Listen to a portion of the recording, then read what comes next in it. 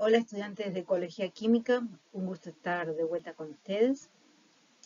En el tema que comenzamos en esta clase de hoy, que va a durar 2 clases, vamos a ver todo lo que tiene relación con interacciones entre organismos en las que participan algún tipo de microorganismos. El conjunto de interacciones que vamos a ver va a estar enfocado en realidad, ese estudio de interacciones, en lo que es la producción de todos los tipos de semioquímicos que ya hemos visto a lo largo de este curso, o sea, analomonas, feromonas y cairomonas. Pero el énfasis de estas clases va a estar sobre todo en relaciones en las que participen insectos y otros organismos. Como siempre, tienen la lista de bibliografía, está disponible en el aula para su consulta.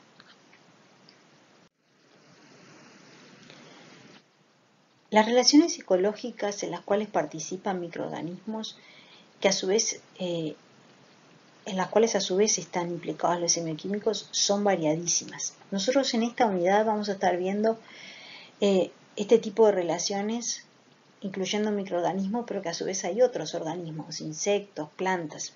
Pero a su vez no hay que perder de vista que los propios microorganismos se relacionan entre sí también con la producción de semioquímicos. De hecho, las bacterias y hongos como grupo son exitosísimos desde el punto de vista evolutivo, forman una gran parte de nuestra biodiversidad y de la biomasa que tenemos en el planeta. También los protozoarios son muy importantes como microorganismos y todos ellos en una u otra medida están implicados en situaciones en las que existen producción de semioquímicos, no solo como participantes de interacciones más complejas con otros organismos, también como participantes de interacciones entre ellos mismos. Por ejemplo, esas interacciones tienen que ver con conjugación en las bacterias.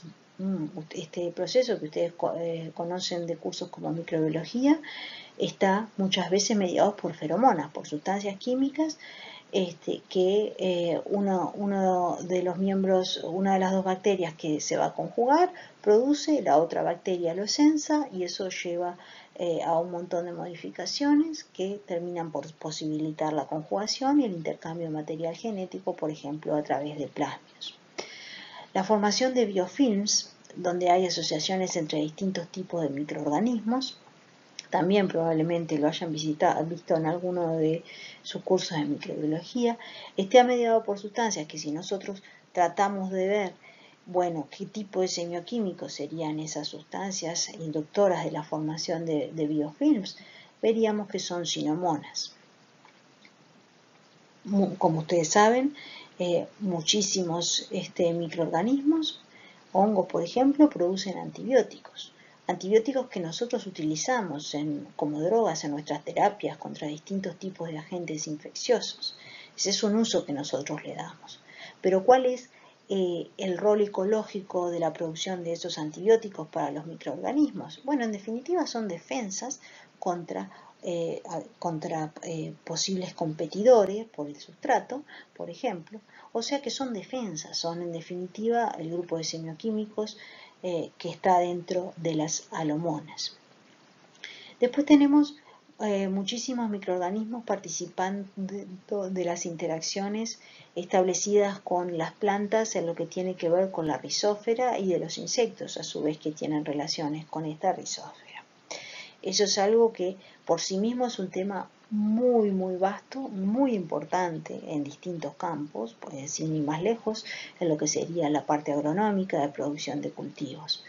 Nosotros esto no lo vamos a cubrir en esta unidad, simplemente de esto último les voy a dar un pantallazo en una única diapositiva en lo que sigue.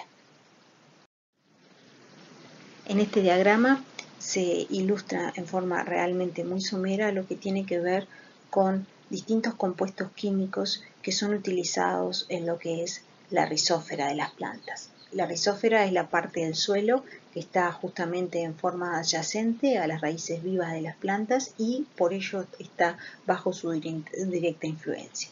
En esta parte se establecen relaciones con distintos tipos de microorganismos, bacterias, hongos, nematodes, que son muy importantes en algunos casos para el correcto funcionamiento de lo que es ese pequeño ecosistema, y a su vez en otros casos se dan relaciones que son patógenas. Estas relaciones están justamente mediadas por por compuestos químicos. Algunos de ellos incluyen, por ejemplo, ahora sí, aminoácidos y azúcares, como es el caso de compuestos que son secretados por las plantas y que resultan en claves quimiotácticas para determinados microorganismos, que esto qué quiere decir, que son atraídos por estas sustancias. Otro tipo de compuestos que aparecen en la rizósfera mediando distintas relaciones son los flavonoides. Los flavonoides median relaciones con distintos hongos, por ejemplo las micorrizas, los rizobios, e incluso con micetes que son patógenos. A su vez también en la rizósfera se establecen relaciones con nemátodos. Los nemátodos tienen un sistema de comunicación con las plantas, también bastante complejo y bien estudiado en algunos casos. Por ejemplo, se secretan citoquinas, justamente por parte de los nematodes, que inducen la división celular y son reguladores de crecimiento y que le permiten establecerse en las plantas. También hay otros compuestos del tipo proteico, del tipo ácido graso de cadena larga, cuya función está un poco menos clara. Este curso no cubre estas relaciones entre microorganismos y plantas que se dan en la rizósfera, pero es muy importante saber que existen, que son muy importantes en diversos sistemas agrícolas, en lo que tiene que ver con producción. El caso de las micorrizas, por ejemplo, es una interacción entre plantas y hongos que es muy ubicua. Se estima que más del 90% de las familias de plantas terrestres presentan micorrizas en forma habitual, y esas micorrizas son muy importantes para el correcto desarrollo de la planta, así como para el desarrollo del hongo. Los dos organismos que participan en esta interacción se ven beneficiados por ella en cuanto a los nutrientes que reciben de uno y otro lado. Otros hongos muy importantes en lo que tiene que ver con producción son los rhizobium, en particular en las familias de las leguminosas, que fijan nitrógeno en el suelo y son endosimbiontes en los nódulos radiculares de distintas especies de esta familia de las fabáceas. Los rizobios independientemente no pueden fijar nitrógeno atmosférico, necesitan de la interacción con la planta que es su hospedera. Esto simplemente para que les quede en la cabeza en algún lugar, bueno, que están todas estas interacciones, plantas, microorganismos, que no son las que vamos a cubrir en esta unidad. Puede ser que aparezca algún trabajo en los seminarios que tenga que ver con esta parte de interacciones. Respecto del potencial de las plantas de comunicarse a través de microorganismos y flora asociada, quería dejarles este video. Es muy cortito y es un video que no es de estudio, es de divulgación para público en general de la BBC, que me parece muy interesante y a pesar de que es un video del tipo cartoon, muy bien hecho.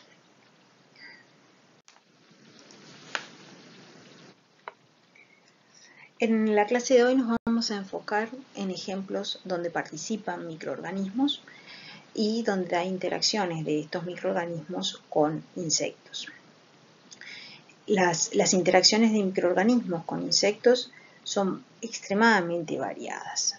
Hay interacciones que, por ejemplo, se establecen en lo que tiene que ver con procesos de toxificación, donde los insectos son dependientes de determinados microorganismos para poder hacer estos procesos.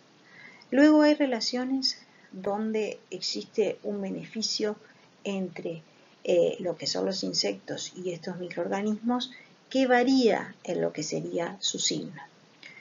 En este curso vamos a estar hablando de simbiosis, de simbiontes. El concepto de simbiosis es un concepto algo debatido en la literatura respecto a qué es lo que abarca. En el sentido más amplio posible, hay algunos autores que incluyen en los simbiontes no solo lo que usualmente se asocia a la idea de simbionte respecto a que debe tener algún beneficio para alguno de los participantes, sino que también incluye en el sentido más amplio posible a lo que son los patógenos y organismos parasíticos.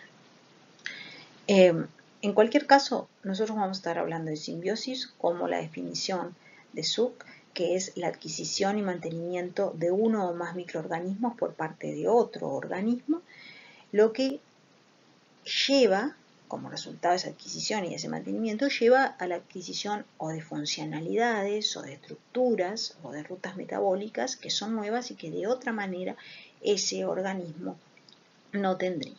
Entonces esta es una definición de simbiosis que implícitamente deja afuera a los patógenos y parasíticos, pero hay que tener en claro que algunos autores incluso consideran a estos como parte de los simbiontes. En general consideramos que un simbionte una simbiosis es aquella relación donde existe un beneficio de lo que sería el macrosimbionte, el organismo mayor, físicamente mayor, y luego lo que tiene que ver con qué es lo que le sucede al microorganismo microsimbionte varía de forma tal que si este microorganismo no se ve afectado respecto a la existencia de esta simbiosis, sería un comensalista del macrosimbionte. Mientras que si no solo el macrosimbionte, pero sino también el microsimbionte se beneficia, esta relación sería una de simbiosis mutualista. Lo que es importante es que estas relaciones son dinámicas, de manera tal que incluso algunas de estas relaciones que en determinados contextos son de comensalismo, por ejemplo, pueden pasar a ser patógenos o parasíticos para ese organismo. Y esto es lo que hace que algunos autores incluyan en un sentido bien amplio los simbiosis a estos organismos, por esas relaciones que son cambiantes en el tiempo, que presentan cierto dinamismo. Y entonces hay entre ellas todas un límite difuso. Respecto a las relaciones entre insectos y estos microorganismos, muchas de ellas están mediadas por sustancias químicas, por semioquímicos, ¿sí? O sea, y muchas de ellas no son necesariamente simbióticas. Entonces, es en este marco que nosotros vamos a estar hablando de simbiosis, y en algunos casos particulares vamos a estar hablando de semioquímicos, y en otros vamos dentro de relaciones simbióticas, y en otros vamos a estar hablando de semioquímicos que operan entre microorganismos y sus insectos asociados. Esa asociación entre estos microorganismos y los insectos, que se da además entre muchos otros organismos, es lo que llamamos el holobionte. ¿Qué es el holobionte? El holobionte es un sistema biológico que funciona como un todo, como una unidad, que en realidad es la asociación entre organismos de diferentes especies. El concepto de holobionte adquirió tal importancia en los últimos años que incluso se establece la teoría de la evolución del hologenoma, que tiene que ver con justamente considerar al holobionte como unidad de selección. ¿Qué quiere decir esto? Ustedes lo han discutido ya, por ejemplo, con Andrés en plantas. Considerarlo como la unidad de selección es considerar que la selección natural opera sobre el holobionte como unidad de potencial cambio. Ejemplos de holobiontes hay muchísimos en la naturaleza. Muchos autores consideran que no existe una planta o un animal, por ejemplo, que no sea un holobionte. Los corales, por ejemplo, ustedes saben, son una asociación entre distintos tipos de organismos, son holobiontes. Nosotros somos holobiontes. Los insectos, que vamos a estar viendo durante este curso, son holobiontes. ¿Sí? En la definición, entonces, que estamos adoptando del holobionte como sistema que es una asociación entre organismos de distintas especies que actúa como una unidad. El concepto de holobionte es un concepto de muchísima actualidad. Les traigo porque me pareció interesante la portada de la revista Science. Ustedes saben, Science es una de las revistas que publica investigación de las más influyentes en el mundo, con un altísimo impacto sobre la investigación por sí misma. Y en esta portada justamente lo que es una representación artística, claramente, ¿no? Pero bueno, se está representando lo que tiene que ver con la microbiota de lo que sería el intestino, por ejemplo, de un ser humano, y se representan esta microbiota como pequeños trabajadores, algunos de ellos con acciones buenas, en azul serían, otras con acciones malas, en rojo, y pretende además mostrar algunos otros tipos de microorganismos que podría haber en el intestino, por ejemplo, todo lo cual formarían un equilibrio muy complejo de mantenerse, que hace el buen funcionamiento de lo que es el individuo como un todo, con toda su flora asociada. Entonces, respecto a las relaciones entre microorganismos e insectos, si bien nos vamos a enfocar más que nada en la simbiosis que tienen algún beneficio para alguna de las partes, quiero muy brevemente al inicio hablarles de algunas cosas que son importantes respecto a patógenos y parasíticos que establecen relaciones con insectos. Muy brevemente entonces les quería mencionar el caso de dos bacterias, especies del género Wolbachia y la bacteria Bacillus thuringiensis. En el caso de Wolbachia es un parásito, no solo de insectos, sino también de nematodes, pero que realmente la relación ha ido evolucionando y en distintas especies se consideran en realidad que son simbiosis las que se han establecido, en donde no se da un detrimento para las especies involucradas. Las acciones de Wolbachia sobre el macrosimbionte, en especial en los insectos, corresponden a cambios en el fenotipo, muchos de ellos asociados con lo que tiene que ver con la reproducción. Por ejemplo, produce feminización en la progenie cuando los huevos reciben estas bacterias. Hay un cambio de cómo se reproducen las especies, de ser reproducción sexual a reproducción partenogenética, donde los individuos que se producen son viables, y también hay cambios relacionados con los procesos de fertilización en cuanto a que hay incompatibilidad citoplasmática en la fecundación, cuando si ambos sexos no portan la bacteria. En este sentido, estos distintos efectos llevaron a diversos estudios en cuanto a poder utilizar Wolbachia como un controlador, especialmente donde ha sido exitosa esta estrategia es en el control de mosquitos de la especie Aedes aegypti, que como ustedes saben es el vector de la malaria. El uso sobre este mosquito de preparados con Wolbachia reduce su capacidad como vector, especialmente porque lo que cambia es el tiempo de vida, hay un acortamiento de la vida y por lo tanto una menor eficiencia en esto de ser vector, y también reduce la capacidad de picar a los hospederos. Entonces, este es un ejemplo de un microorganismo que tiene en algunos casos relaciones simbióticas, en otros casos sí son parasíticos, que han sido usados para desarrollar controladores biológicos alternativos a los plaguicidas convencionales. Otro microorganismo muy utilizado y que ha sido foco de muchísimos estudios son bacterias Bacillus thuringiensis.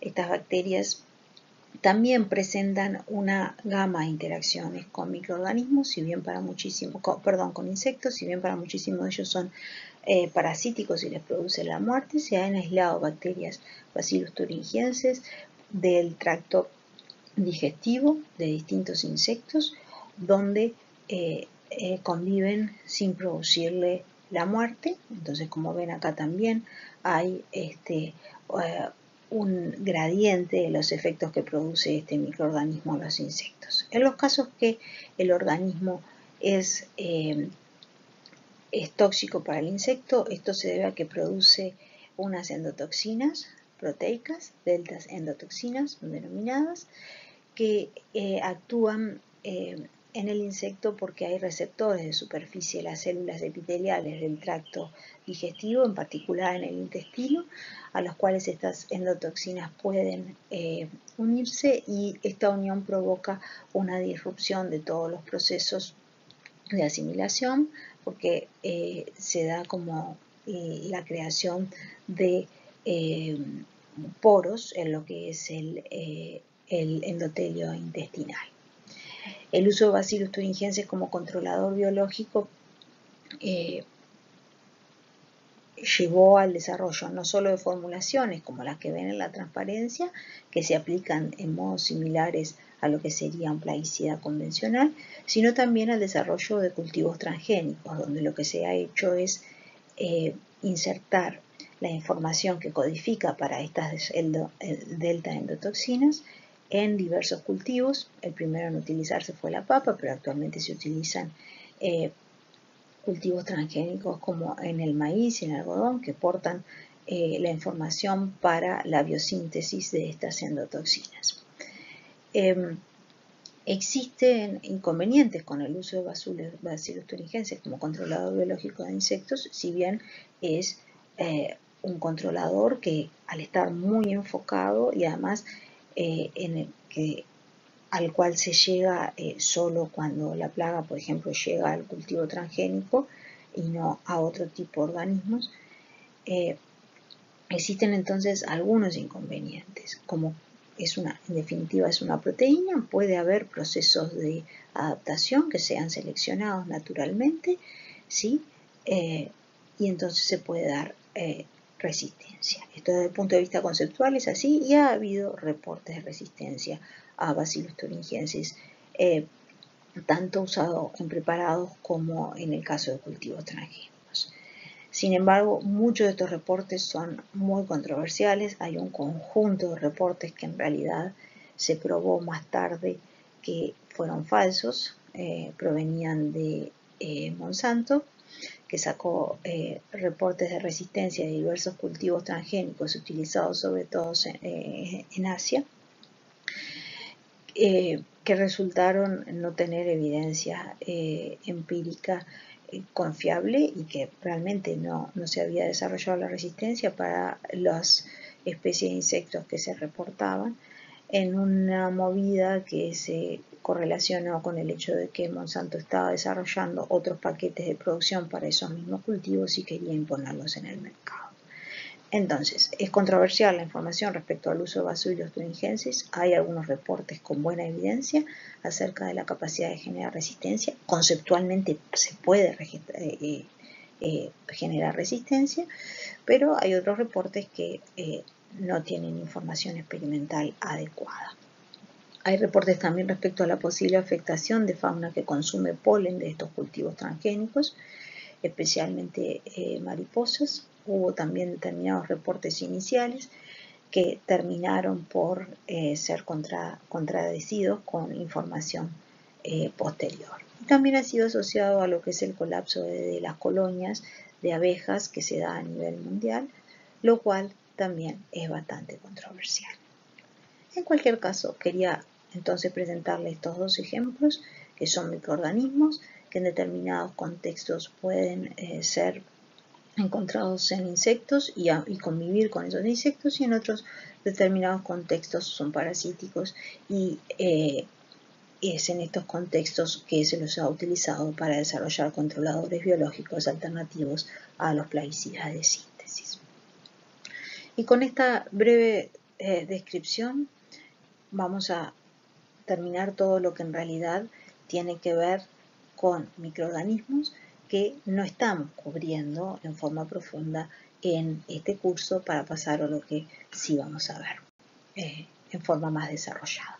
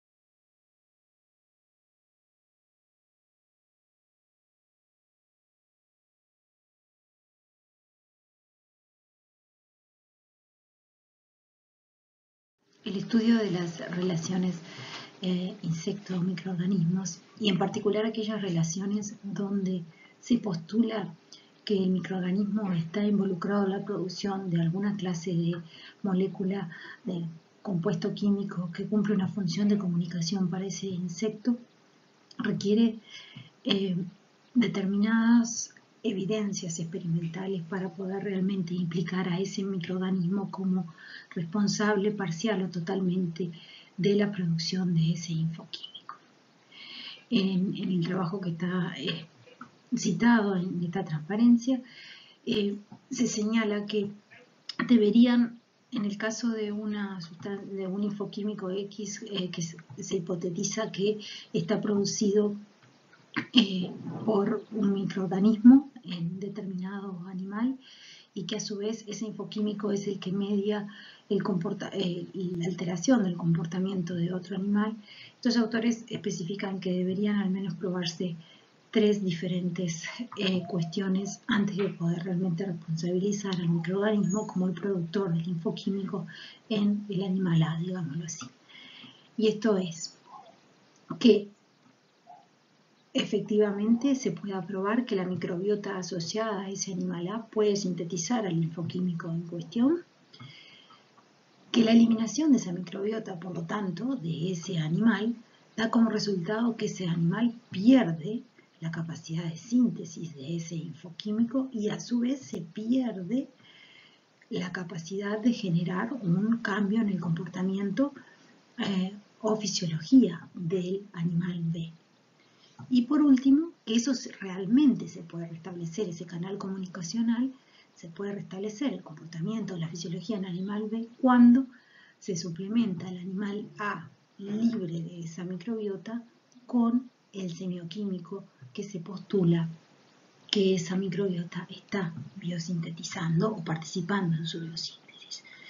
Estos autores estiman que en realidad la mayoría de los estudios sobre el rol de los microorganismos en lo que es la comunicación animal fallan en alguna de estas 3 líneas de evidencia.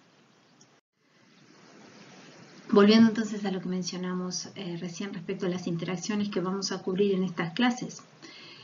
Vamos a cubrir entonces interacciones donde participan organismos que tienen que ver con lo nutricional, interacciones que tienen que ver con mecanismos defensivos, interacciones que tienen que ver con comunicación entre miembros de la misma especie, o sea, feromonas, y simplemente mencionarlo sin darlo fondo, interacciones donde puede haber la participación de microorganismos en las que participan a su vez plantas e insectos. En lo que tiene que ver con interacciones microorganismos-insectos, donde en definitiva están cumpliendo estas interacciones algún rol en lo nutricional, un patrón común que se ha visto en las simbiosis establecidas entre microorganismos e insectos es que estas aparecen cuando los insectos se están alimentando de sustratos, o sea, en su dieta, es no balanceada. Es pobre en algún tipo de nutrientes o necesita determinadas enzimas que el insecto no puede biosintetizar para poder aprovechar esos sustratos como su dieta. Este es el caso específico de los insectos comedores de madera. Los insectos comedores de madera, la mayoría de lo que hay en el sustrato es el polímero que es la celulosa y las semicelulosas, ¿sí? Y para poder digerir eso requieren específicamente tener simbiontes que les provean con las enzimas correspondientes, celulasas y hemicelulasas. Es el caso de las termitas y de las cucarachas. Estos simbiontes que le proveen estas enzimas, en estos casos son endosimbiontes. Están en el macrosimbionte dentro de ese macrosimbionte. ¿Quiénes son estos microsimbiontes? Son bacterias en las especies más evolucionadas y en las especies menos evolucionadas son protozoarios. Por ejemplo, hay termitas que tienen endosimbiontes protozoarios que les proveen de estas enzimas, pero a su vez los propios protozoarios tienen asociados endobacterias que son las que le permiten cumplir con todo su ciclo vital en forma adecuada, en una relación que en definitiva es una relación tritrófica, diferente a las que hemos visto hasta ahora, pero es una relación con 3 niveles tróficos. Y luego tenemos insectos, no ya que no pueden ni siquiera hidrolizar parte de su sustrato, como es el caso de la celulosa, sino insectos que se alimentan en dietas que no son balanceadas, que no hay manera de sacar todos los nutrientes que necesitan de esas dietas. Es el caso específico de los chupadoras de floema, como los pulgones, como los áfidos. En general el floema es deficiente en nitrógeno y específicamente en algunos aminoácidos que les son esenciales a los insectos. La forma de solucionar esto es justamente con estas asociaciones que se han desarrollado con determinados microorganismos, donde estos microorganismos sintetizan, por ejemplo, algunos de los aminoácidos faltantes, como es el caso del triptofano, o otros aminoácidos son biosintetizados, por lo menos con un aporte parcial de estos simbiontes, como es el caso de la leucina.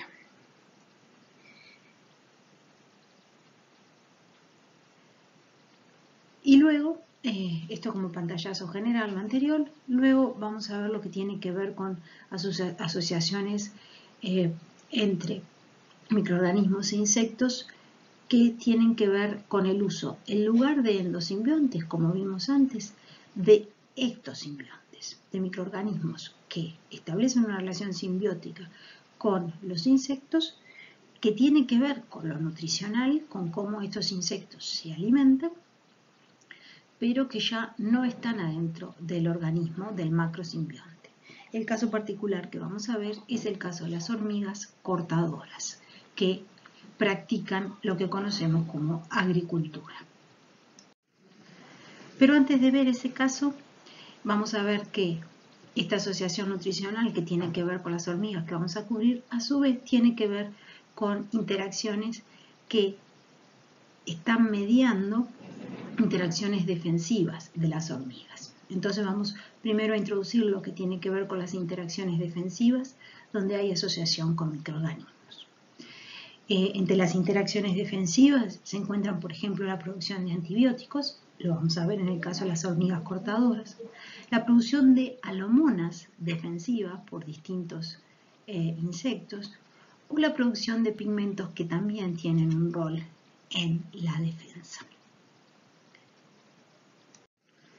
En el caso de las simbiosis insecto-bacteria que cumplen un rol en lo que tiene que ver con las defensas, hay muchos casos en donde se ha documentado muy bien este tipo de interacciones. Algunos ejemplos son los que están en esta tabla. Hay hormigas, hay coleópteros, hay avispas, hay moscas, hay también hemípteros que presentan endosimbiontes que a su vez están relacionados con sus mecanismos defensivos. Como generalidad, estos endosimbiontes o pertenecen al grupo de actinobacterias o pertenecen a uno de los grupos de proteobacterias, ¿sí? Específicamente al grupo de las gamma proteobacterias. Y proveen defensas tanto contra otros microorganismos, por ejemplo contra hongos, contra bacterias, como proveen defensas contra virus o contra depredadores e incluso contra parasitoides. Los mecanismos defensivos están elucidados en algunos de los casos y en algunos otros no lo están.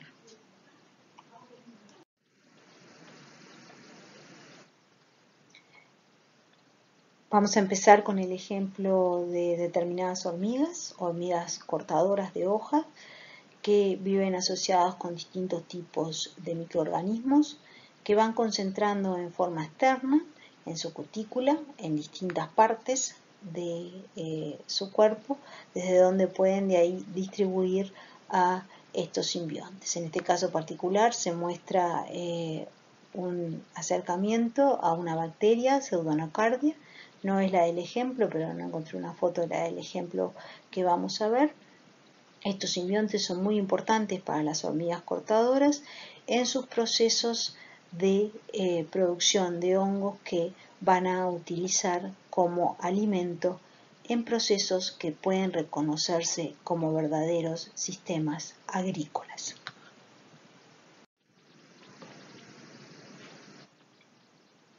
Bueno, ¿qué es la agricultura? La agricultura es una forma especializada de mutualismos entre organismos. Imagínense lo que nosotros hacemos en producción agrícola. Nosotros obtenemos, por ejemplo, vegetales, y eso es un beneficio para nosotros, y los vegetales obtienen determinadas condiciones de crecimiento, de reproducción, y eso como organismo también es un beneficio. Entonces la agricultura es una forma especializada de mutualismo, que se sabe ocurre entre los organismos en al menos 4 grupos de animales: humanos, escarabajos, termitas y hormigas. Las hormigas en particular lo que hacen es lo que se denomina jardines, y en esos jardines son productoras de hongo, ¿sí?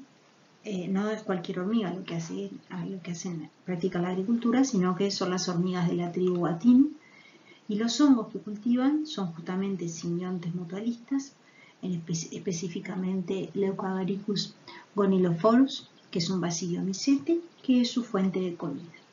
De manera tal que este basidiomycete y la hormiga se benefician mutuamente por la interacción, ya que la hormiga obtiene alimento de este cultivo de hongos y el hongo obtiene un refugio, un lugar donde vivir y a su vez determinados nutrientes como resultado de esta interacción.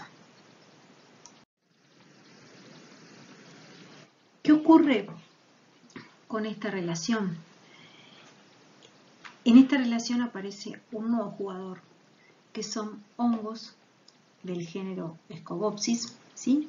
Los señalados aquí, que son patógenos del hongo basidiomycete, fuente de comida de la hormiga, de manera tal que hay un detrimento para este basidiomycete por la existencia del hongo.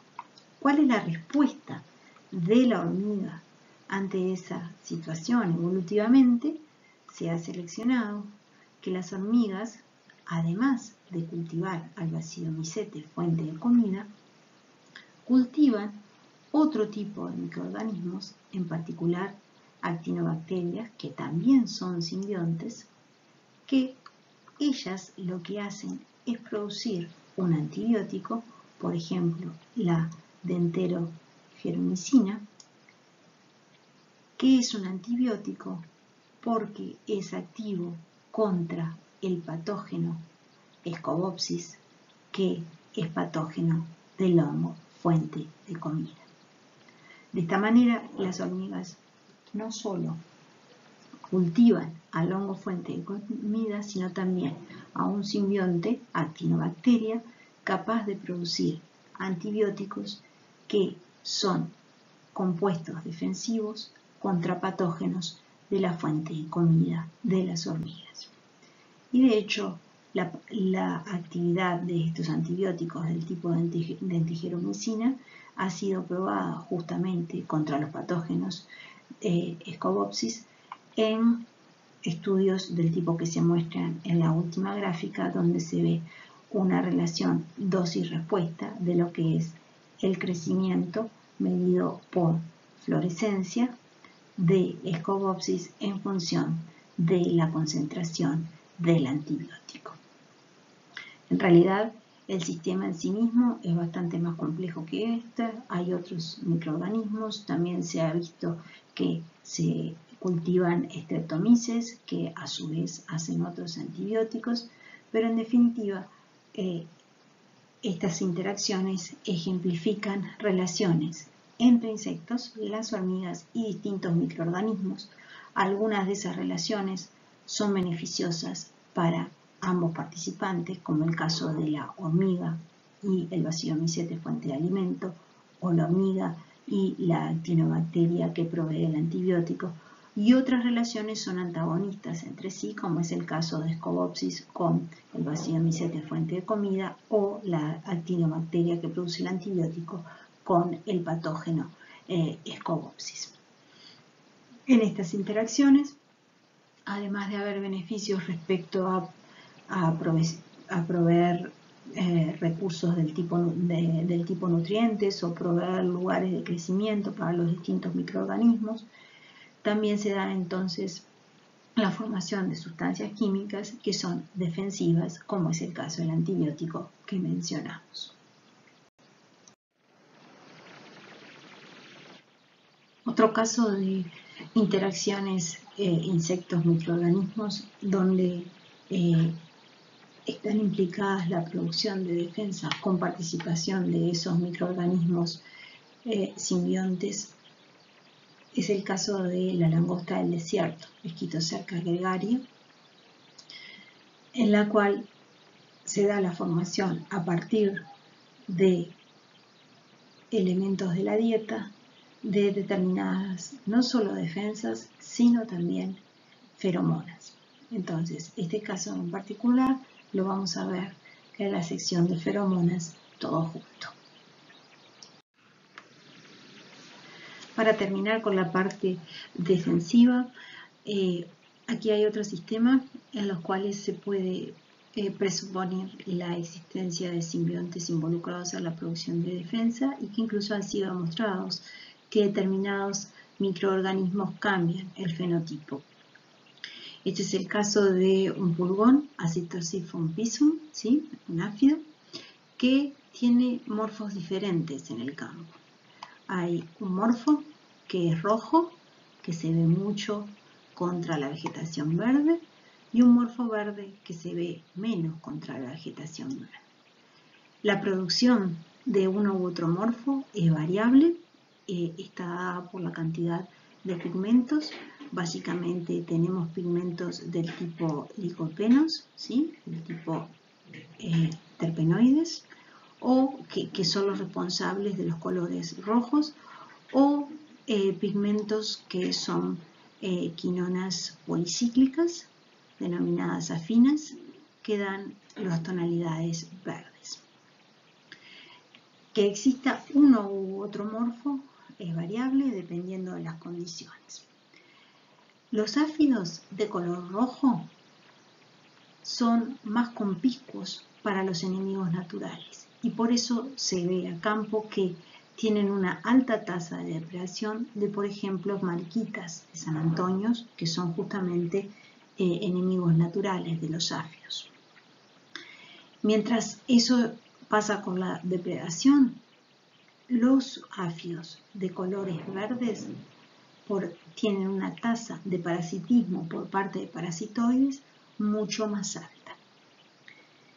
Entonces, el color tiene influencias sobre las relaciones ecológicas que se establecen con los enemigos naturales. En un estudio reciente se aislaron de morfos intermedios, que no son ni rojos ni verdes, una especie de Rickettsia, que sin identificar, que se vio responsable de un cambio fenotípico que hace que los pulmones tengan un color intermedio. Esta Rickettsia, que es un endosimbiosis, induce ese fenotipo intermedio al rojo-verde porque estimula la producción de los pigmentos verdes del tipo de quinonas policíclicas.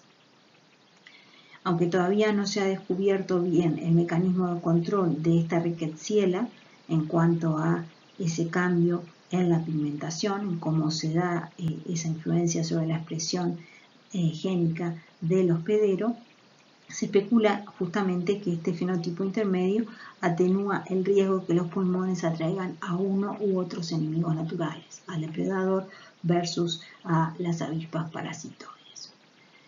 Esto es lo que se conoce del sistema, una asociación con microorganismos que a su vez influencia el fenotipo de los áfidos, y hay un montón de cosas que están aún sin elucidar.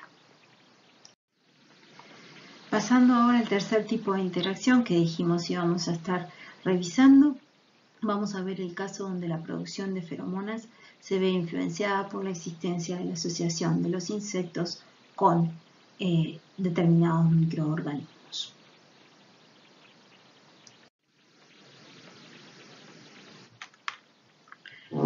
Entonces, el primer ejemplo que vamos a ver en cuanto a asociación de insectos con microorganismos implicados en la producción de feromonas tiene que ver con la mosca doméstica. La mosca doméstica es un insecto de metamorfosis completa. La hembra de la mosca deja huevos en un sustrato apropiado para el desarrollo de las larvas que van a emerger de esos huevos. Las larvas pasan por distintos estadios larvales. Del tercer estadio larval se forma la pupa, de la que luego va a emerger los adultos, completando así el ciclo. Cuando las hembras de la mosca doméstica van a oviponer, eligen entre distintos sustratos y se ha visto que las hembras grávidas prefieren dejar sus huevos en sustratos que van a ser alimentos para las larvas que van a emerger de esos huevos, pero a su vez prefiere sustratos donde ya haya huevos recientemente depositados, pero que no tenga larvas de mayor edad. Esto es porque el conjunto de las larvas que va a haber si ovipone en lugares donde ya hay huevos, mantienen las condiciones de humedad y calor necesarios en su actividad propia para el desarrollo óptimo de esas larvas, y a su vez que son condiciones medioambientales que inhiben el crecimiento de competidores de ese sustrato, como pueden ser hongos. Pero a su vez no puede haber larvas de mayor edad porque éstas canibalizan a las larvas más jóvenes. De manera tal que la mosca a distancia, la hembra de la mosca a distancia, tiene que encontrar sustratos propicios desde el punto de vista alimenticio, sustratos que ya tengan huevos, pero sustratos que no tengan larvas mayores. Los investigadores trabajando en este sistema postularon que la forma de encontrar esos sustratos era a partir de sustancias volátiles que actuaban a distancias, que iban cambiando la cantidad que se producía a medida que iba pasando el ciclo biológico de las moscas, a medida que éstas iban cambiando los estadios larvales. Bajo esta hipótesis se lograron aislar determinados microorganismos. Se sabía además que la mosca es atraída por compuestos azufrados. Entre esos microorganismos que se aislaron, se aisló, por ejemplo, Klebsiella oxytoca, una enterobacteria que justamente produce volátiles azufrados, ¿sí? Volátiles azufrados del tipo dimetildisulfuro, del tipo diisopropildisulfuro e incluso otros, y cuya concentración cambia en cuanto al efecto que tiene sobre la mosca. Estos volátiles azufrados a bajas concentraciones estimulan la oviposición por parte de las hembras y a altas concentraciones inhibe la oviposición.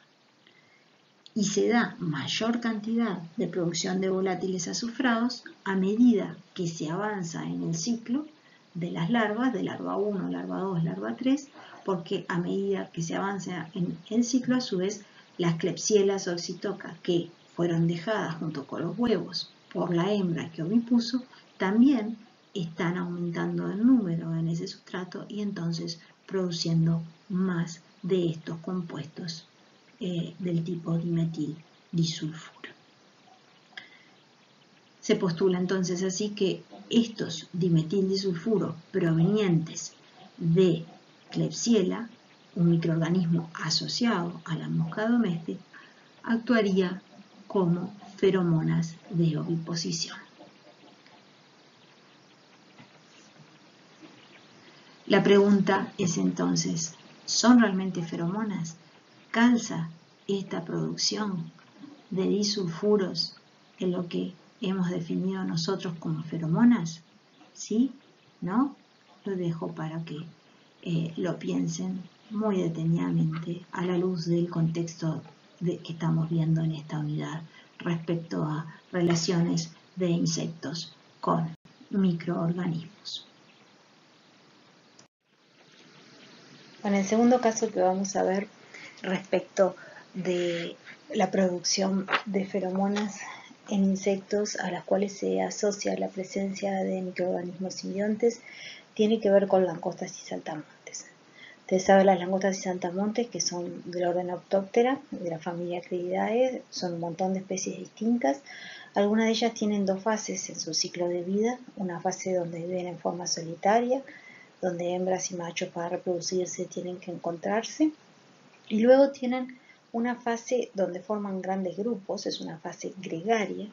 Esos grandes grupos se conocen con el nombre de enjambres, y esos enjambres están asociados a explosiones demográficas, donde el número aumenta muchísimo. Se forman estos grupos que se van alimentando en una zona, terminan en forma devastadora con toda la vegetación de esa zona, y bueno, tienen que moverse a otros lugares para poder seguir alimentándose, y de esta manera se va desplazando esos enjambres y consumiendo todo lo que está a su paso, en un proceso que se conoce cuando se habla de las plagas. Se está hablando de alguna de estas invasiones gregarias de alguna langosta y saltamontes. Una de estas especies es Esquistocerca gregaria, que se encuentra en África, en Oriente Medio y en Asia, y en la cual se ha caracterizado que esta formación de enjambres está mediada por una feromona, y esta feromona es depositada por los machos en las hembras, y está formada por un conjunto de compuestos del tipo fenólico, con distintos tipos de sustituciones, como el anisol, veratrol, benzaldehído, fenol, locustol, guayacol y fenilacetonitrilo. De todos estos, que todos son electrofisiológicamente activos, dan una respuesta a las neuronas implicadas en la detección, algunos desde el punto de vista del comportamiento de producir grupos, o sea, el comportamiento gregario, son mucho más efectivos. Por ejemplo, el fenilacetonitrilo, que además es el componente mayoritario de lo que sería esta feromona de agregación proveniente de los machos, que es liberada en las heces. Un grupo de investigadores trató de discernir cuál era el origen de estos componentes con actividad de feromona de agregación en las heces de los machos, y lo que hizo fue estudiar grupos de Esquistocerca gregaria, los cuales habían sido tratados con antibióticos para eliminarles su flora normal, y grupos que no habían sido tratados. ¿Por qué esto? Porque la hipótesis de estos grupos de investigación era justamente que la producción de estos compuestos estaba asociada a microorganismos, y específicamente que esa producción provenía de la degradación de la lignina. Al hacer ese tipo de estudios, se pudo constatar que las heces de los machos que habían sido tratados con antibióticos no presentaban ninguno de estos compuestos, mientras que la de los machos control no tratados seguían teniendo todos estos compuestos. Entonces se concluyó que debería haber algún microorganismo, y haciendo aislamientos se aisló en particular uno, Pantodea aglomerans se le denominó, el cual además in vitro es capaz, a partir de heces de saltamonte, producir estos compuestos, y también a partir de derivados de la lignina.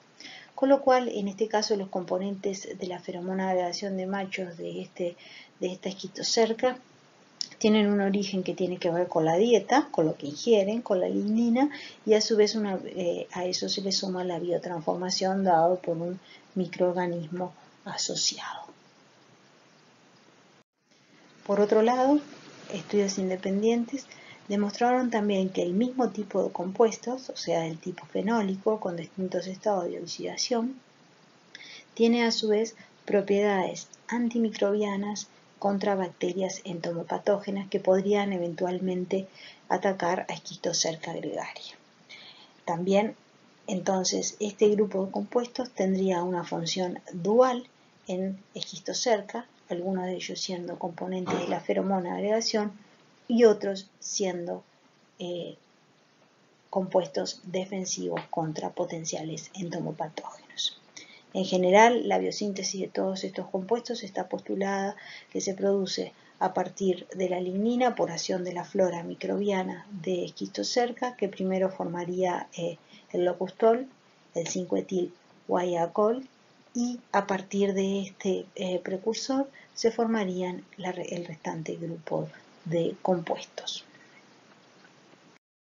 Bueno, lo que tiene que ver con el último punto del plan de esta clase, en aquello que eran mediaciones de interacciones planta-insecto, donde participan microorganismos, hay que decir que toda esta línea de evidencia empírica acerca de la importancia de los microorganismos en las relaciones planta-insecto tomó mucho cuerpo a partir de 1991, en un trabajo en que Barbosa, Krish y Jones propusieron que los microorganismos asociados a plantas e insectos pueden, de hecho, de alguna manera cambiar sus interacciones. Y en este sentido ellos propusieron que los microorganismos pueden cambiar lo que es la calidad nutricional de la planta para los herbívoros que la consumen. En este sentido, tanto microorganismos mutualistas de la planta, que por ejemplo colaboran con su crecimiento, pueden cambiar esa calidad nutricional para el herbívoro de esa planta. Y a su vez, otro tipo de microorganismos patógenos que debilitan a la planta también van a tener su influencia sobre los herbívoros que se alimentan de esa planta.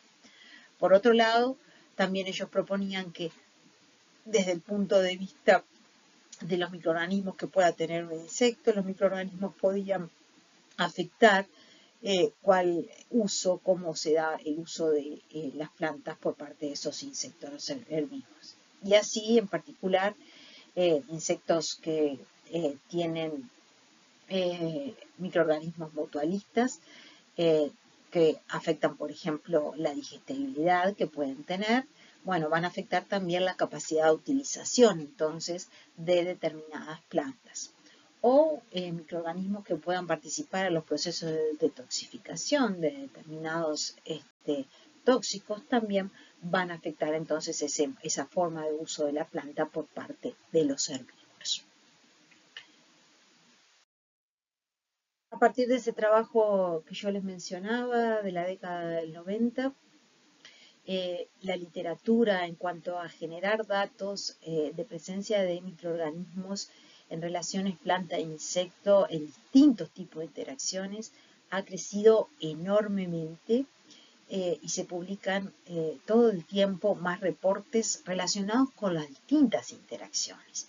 Es así que hoy por hoy hay ejemplos muy bien documentados de que en algunas interacciones planta polinizador del tipo que ustedes estuvieron viendo en la unidad que vieron con Andrés de plantas, se ha visto que hay microorganismos que son esenciales para producir determinados metabolitos que justamente participan en esta interacción planta-polinizador.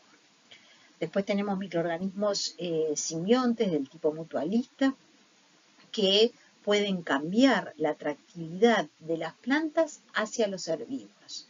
Y ahí hay una enorme producción también en cuanto a distintos tipos de microorganismos que pueden ser perfectamente benéficos para la planta, que cambian, por ejemplo, el perfil de volátiles que esa planta emite, ya que este perfil es distinto en presencia o ausencia de estos hongos. Y esos volátiles que cambian, además, tienen sus efectos respecto a la atracción de esa planta para un segundo nivel trófico o incluso un tercer nivel trófico. Luego tenemos en lo que es interacciones planta-insecto, algo que ya de alguna manera hemos mencionado, por lo menos lateralmente, que es todo aquello que los microorganismos simbiontes adicionan en cuanto a funcionalidad al insecto y a la planta, de los dos puntos de vista. Así hay microorganismos en herbívoros que le permiten la digestión de plantas que de otra manera no podían ser utilizadas como fuente alimenticia, como el caso que vimos de la celulosa. Hay microorganismos que contribuyen a la detoxificación de toxinas. Hay microorganismos, como vamos a ver en el caso de la bolicitina enseguida, que podrían estar produciendo aquellos inductores capaces de generar una respuesta de la planta llamando a un tercer nivel trófico. Y desde el punto de vista de la planta también hay microorganismos relacionados con la producción de potenciales semioquímicos, como son los productos defensivos contra los herbívoros. Luego, otro tipo de interacción en la que participan microorganismos, pero ahora ya desde un punto de vista de cómo esos microorganismos manipulan a sus hospederos para poder cumplir sus ciclos correctamente, tiene que ver con todos aquellos microorganismos que necesitan de vectores, necesitan de otros organismos para su dispersión desde un hospedero al siguiente hospedero. Este tipo de microorganismos pueden ser, por ejemplo, bacterias que necesitan de vectores, pueden ser hongos, pueden ser también incluso virus. Acá en Uruguay hay una plaga muy importante, no, esto es simplemente a modo de titular, hay una plaga muy importante de los cítricos, Diaphorina citri, que es vector de una bacteria causante de una enfermedad que devasta a los cítricos donde hay producción, que es el HLB. Por suerte en nuestro país esa bacteria aún no está, pero sí tenemos al insecto que es su vector. ¿Qué es lo que pasa? Esta bacteria que causa esta enfermedad, para poder seguir cumpliendo sus ciclos biológicos, tiene que pasar de árbol en árbol. Y la única manera que esta bacteria tiene para pasar de árbol en árbol es justamente a través de Diaphorina citri, su vector. Esta bacteria, se ha probado, cambia el perfil de las plantas hospederas, suyas, ¿sí? Que a su vez son hospederas de su vector Diaphorina cítrica, que es un herbívoro de esa planta, que se constituye en vector de la bacteria porque al ponerse a alimentar ingiere la bacteria de un árbol y luego cuando va a otro árbol y al ponerse a alimentar deja allí la bacteria, contribuyendo así a lo que es justamente la dispersión de la bacteria. Se ha probado que esta bacteria, cuando está en los cítricos, cambia el perfil de volátiles emitidos y específicamente aumenta un compuesto, el metilsalicilato, que aumenta mucho la atractividad de los cítricos hacia Diaphorina citri. De esta manera, la bacteria está de alguna forma manipulando lo que es la producción de volátiles de su hospedero para conseguir que su vector llegue y pueda así producirse su dispersión. Es interesante que la dispersión se produce porque Diaphorina citri, luego de llegar allí y alimentarse, ya como el árbol está justamente debilitado por esta bacteria patógena, la calidad alimenticia para Diaphorina citri del árbol no es buena y entonces sale a buscar otros hospederos y eso es lo que facilita la dispersión. Y luego, otro campo muy importante donde ha habido muchísimos estudios son microorganismos asociados a frutos hospederos de insectos que son justamente frugívoros, que se alimentan de esos frutos. Y este caso en particular, en el que vamos a ver en más profundidad de todas las posibles interacciones planta-insectos donde hay mediación de microorganismos que podríamos haber visto, lo vamos a ver en la clase que viene en una charla. Para terminar y muy brevemente, Revisitando el caso de la bolicitina, ¿se acuerdan aquel inductor que vimos en lo que era relaciones planta-herbívoro, donde había inducción de defensas? Y justamente la bolicitina era uno de esos inductores que podían, luego de que una oruga dañaba una planta, desencadenar una secuencia de rutas biosintéticas a la planta que llevaban a la producción de defensas indirectas. Bueno, ya habíamos discutido en su momento que la bolicitina está bien documentado, que tiene un origen dual en cuanto a que una parte proviene de la planta y una parte proviene de la larva, que es el herbívoro de esa planta. Habíamos visto la parte del ácido, la parte del aminoácido. Trabajos posteriores han determinado que flora microbiana aislada de las larvas que presentan conjugados del tipo bolicitina y otros conjugados similares como los que vimos en la unidad anterior, son capaces esta flora microbiana de biosintetizar estos compuestos a partir de distintos precursores.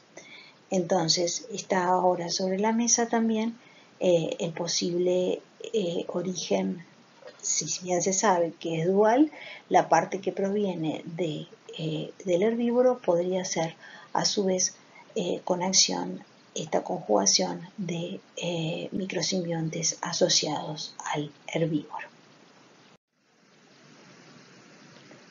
Bueno, con todos estos ejemplos que vimos durante esta clase, quería traerles la idea de que muchísimos estudios clásicos de semioquímicos que median relaciones entre distintos tipos de organismos son hoy repensados, reestudiados, revisitados en contextos donde la óptica pasa a la búsqueda de un nuevo nivel trófico participante que tiene que ver en general con flora microbiana de muy distintas taxas, que pueden ser tanto endosimbiontes como exosimbiontes de los organismos participantes de las interacciones. Hay muchísimos estudios de estos, muchas hipótesis acerca de cómo se han establecido y mantenido evolutivamente esas relaciones. Hay pocas pruebas directas en muchos de los sistemas que han sido revisitados en el sentido que vimos al principio de esta clase de realmente probar la participación de estos endosimbiontes en lo que es la producción de un semioquímico en particular, o pruebas algo incompletas a veces. Aún en esos casos, y faltando algunas pruebas, se entiende que sí, que este es un mecanismo bastante generalizado, y además esto tiene que ser así en el concepto actual de lo que son los organismos como holobionte, lo que definimos al principio de la clase. Hay todavía grandes preguntas respecto a cómo estos, tanto endo como exosimbiontes, son mantenidos a través de las generaciones de los distintos organismos, cómo se da entonces la transmisión vertical, en particular de los endosimbiontes, de los que están dentro de los organismos, si se da en una transmisión que puede ser, por ejemplo, en el caso de los insectos, cuando hay oviposición, pero pueden ser muchos otros tipos de mecanismos. La trofolaxis es un mecanismo que está probado en termitas, es un mecanismo en el cual muchos insectos sociales se alimentan unos a otros, las distintas castas en su organización. En esa alimentación, por ejemplo, contactan boca con boca para pasarse alimentos, pero también pueden pasar otro tipo de sustancias. En el caso de las termitas está probado la trofolaxis de microorganismos que sostienen después en siguientes generaciones todo lo que tiene que ver con la convivencia en esas sociedades. Existe un potencial enorme en esto de los endosimbiontes como posibles diana a enfocarse para un potencial control de la plaga, del macrosimbionte que tiene a estos endosimbiontes como parte del holobionte que es. El potencial es enorme respecto a usar justamente los endosimbiontes como las dianas. Sin embargo, aún hasta hoy hay pocos desarrollos. Con esto terminaríamos esta unidad, sin antes comentarles además que En clases posteriores, en múltiples unidades del curso, si bien aquí ya vimos unas cuantas, va a haber distintos ejemplos que son trazables a ejemplos de interacciones entre organismos que son trazables a su vez a los microorganismos asociados, simbiontes de esos macro simbiontes de esos organismos mayores. Ejemplos que vamos a revisitar y simplemente se les dejo a modo de presentación tienen que ver con el uso de defensas del tipo esteroidal en insectos, donde hay una hipótesis de que deberían ser microorganismos los que biosintetizan al menos parte de estas defensas esteroidales. También otro ejemplo relacionado con defensas en insectos es la producción de pederina, que la vamos a ver más adelante, donde también podría haber, de acuerdo a lo que indica la evidencia experimental, simbiontes involucrados en esas defensas.